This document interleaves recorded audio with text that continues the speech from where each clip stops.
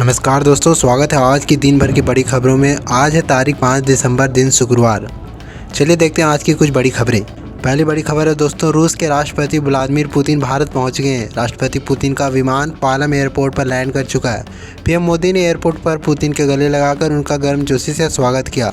रूस यूक्रेन युद्ध शुरू होने के बाद यह उनका पहला भारत दौरा है। उनके सम्मान में प्रधानमंत्री नरेंद्र मोदी आज शाम एक प्राइवेट डिनर की मेज़बानी भी करेंगे।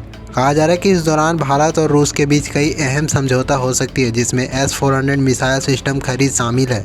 रूसी राष्ट्रपति व्लादिमीर पुतिन का भारत का आखिरी दौरा 6 दिसंबर 2021 को हुआ था, यानी रूस यूक्रेन जंग के बाद पुतिन का पहला भारत दौरा है।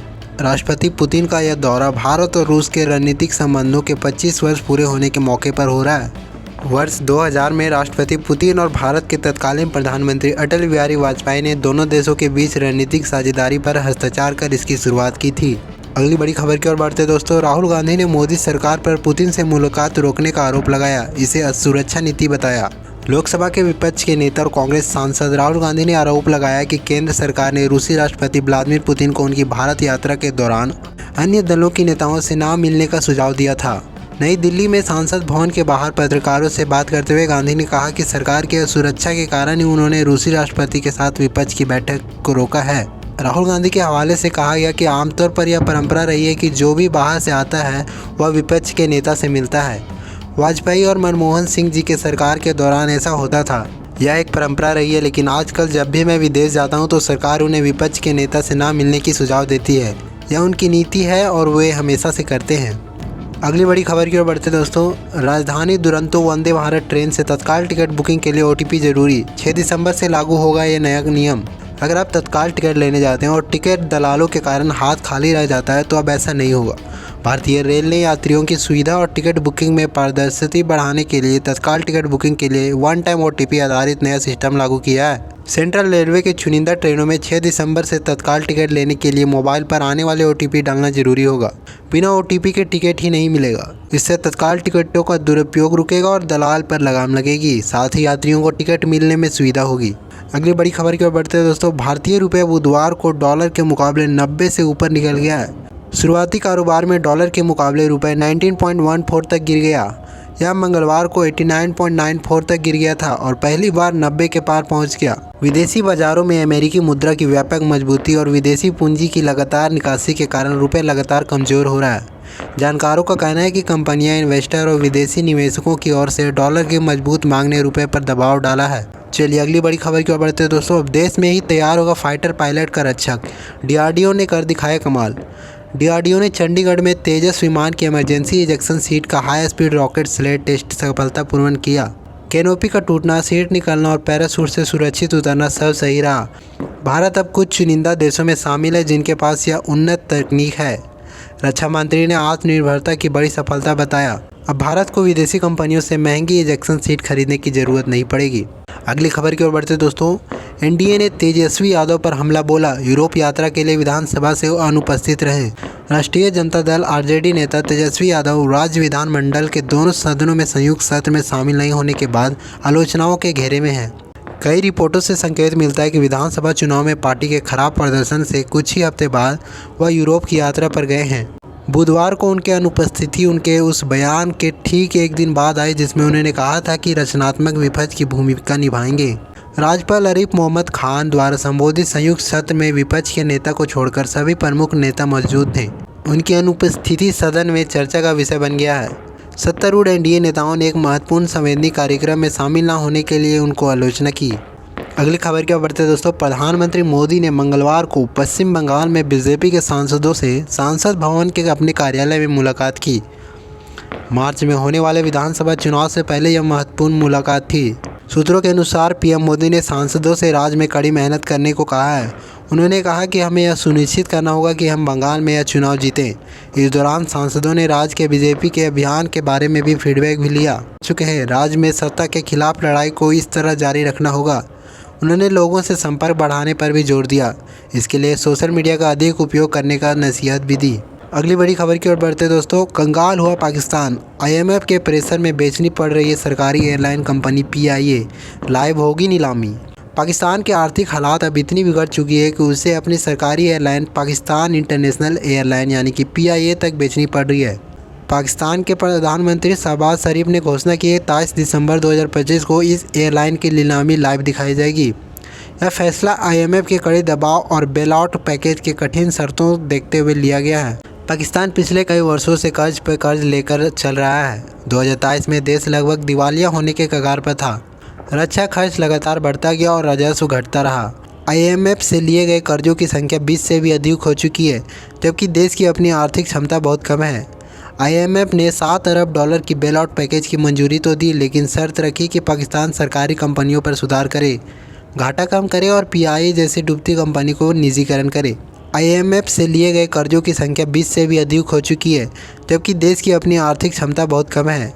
IMF ने $7 अरब की बेलआउट पैकेज की मंजूरी तो दी, लेकिन शर्त रखी कि पाकिस्तान सरकारी कंपनियों पर सुधार करे, घाटा कम करे और PIA जैसी डूबती कंपनी को निजीकरण करे। अगली खबर की ओर बढ़ते दोस्तों, कांग्रेस ने मोदी पर चाय बेचते AI वीडियो पोस्ट किया। चाय बोलो चाय चाहिए बोलते दिखाए। भाजपा बोली शर्मनाक, जनता कभी माफ़ नहीं करेगी। कांग्रेस ने बुधवार को सोशल मीडिया प्लेटफॉर्म X पर प्रधानमंत्री नरेंद्र मोदी का चाय बेचते हुए एक AI जनरेटेड वीडियो पोस्ट किया है। इसमें PM को चाय वाला दिखाया गया है। उनके हाथ में चाय की केतली है, दूसरे हाथ में गिलास है। वीडियो में मोदी को जोर जोर से चाय बोलो चाय चाय चाहिए बोलते दिखाया गया है। AI वीडियो में PM रेड कारपेट पर चल रहे हैं। उनके पीछे भारत सहित कई देशों के झंडे लगे हैं, इनमें भाजपा का भी झंडा है। इस AI वीडियो को कांग्रेस प्रवक्ता डॉक्टर रागिनी नायक ने पोस्ट किया है। अगली बड़ी खबर की ओर बढ़ते दोस्तों, तेलंगाना के मुख्यमंत्री रेवंत रेड्डी एक कार्यक्रम में हिंदू देवी देवताओं की बहुल्यता पर टिप्पणी को लेकर विवादों में घिरे गए हैं। बीजेपी ने इसे हिंदू की आस्था पर हमला बताते हुए CM से तुरंत माफी की मांग की है। तेलंगाना के मुख्यमंत्री रेवंत रेड्डी ने एक कार्यक्रम के दौरान ऐसा बयान दिया कि प्रदेश के सियासी तूफान मच गया है। उन्होंने कहा, हिंदू कितने देवताओं के विश्वास करता है? क्या 3 करोड़ इतने देवताएं क्यों हैं?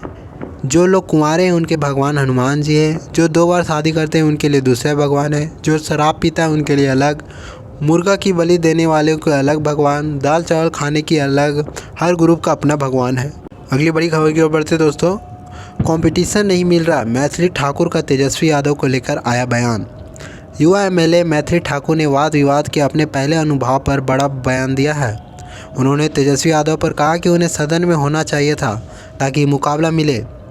मैथिली बोली कि सामने से कोई ठोस बात नहीं आ रही थी। उन्होंने कहा कि वह अपने क्षेत्र अलीनगर को आदर्श बनाना चाहती है और सबसे अलग काम करने का संकल्प रखती है। बिहार विधानसभा में पहली बार वाद विवाद को सामने से देखने के बाद युवा विधायक मैथिली ठाकुर का बयान काफ़ी चर्चा में है। मैथिली ने अपने अनुभव को खुलकर साझा किया और कहा कि उनका पहला मौका था जब उन्होंने इतने ध्यान से सदन में हर बात को सुना। उन्होंने बताया कि हर शब्द सुनकर उन्हें महसूस हुआ कि अभी बहुत मेहनत करने की ज़रूरत है।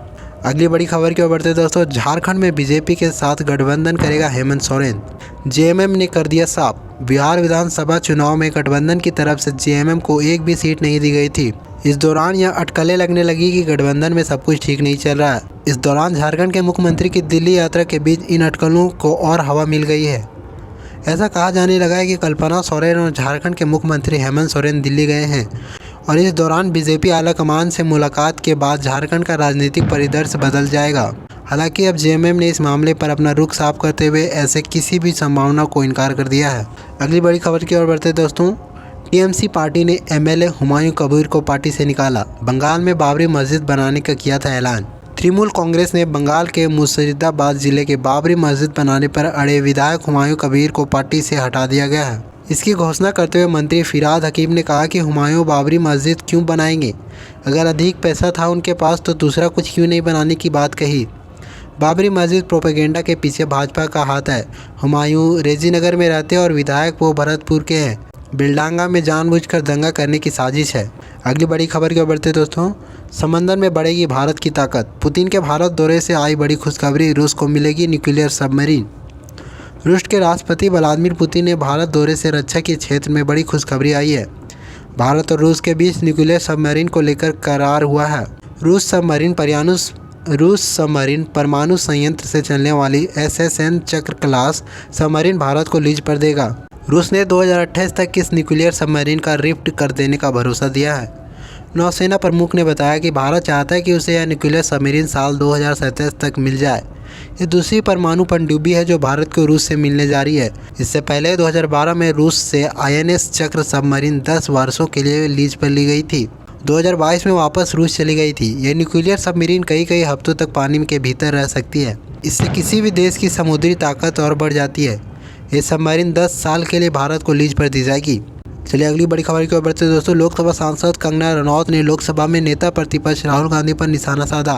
उन्होंने राहुल गांधी को बीजेपी में शामिल होने की सलाह दे डाली।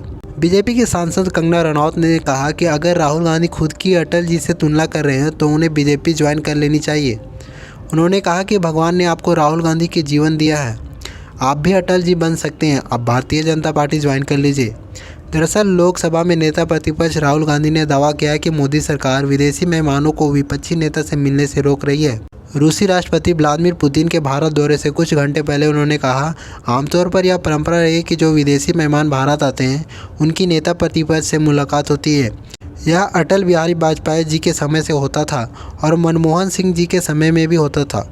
आजकल यह होता है कि जब बाहर से कोई आता है या मैं कहीं बाहर जाता हूं तो सरकार सुझाव देती है कि बाहर से आने वाले अतिथि या राहुल के बाहर जाने पर वहां के लोगों नेता प्रतिपक्ष से ना मिले।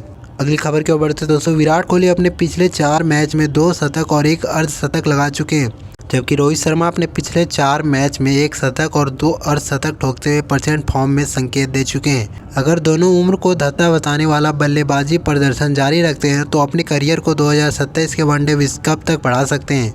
रोको की चाहत भारतीय सरजमी पर आखिरी वर्ल्ड कप जीतकर करियर खत्म करने की है। ऐसा माना जाता है कि भारतीय हेड कोच गौतम गंभीर और चीफ सिलेक्टर अजीत अगरकर 2027 में होने वाले वनडे वर्ल्ड कप का विराट कोहली और रोहित शर्मा को नहीं देखना चाहते हैं। लेकिन विराट रोहित जिस अंदाज में बैटिंग कर रहे हैं उसे देखकर दोनों को इग्नोर करना मुश्किल है। 2027 वर्ल्ड कप में दोनों बल्लेबाज लगभग 39 साल के हो जाएंगे, इसलिए उनके भविष्य को लेकर चर्चा लगातार जारी है। दोनों ने ही T20 और टेस्ट क्रिकेट से संन्यास ले लिया है। विराट के साथ साथ रोहित ने भी पिछले 3 मैच में 1 शतक और 1 अर्धशतक के साथ अपनी बेहतरीन फॉर्म दिखाई है। चलिए दोस्तों आज के लिए इतना ही। खबरों से डेली जुड़े रहने के लिए हमारे चैनल को सब्सक्राइब करना ना भूलें। धन्यवाद।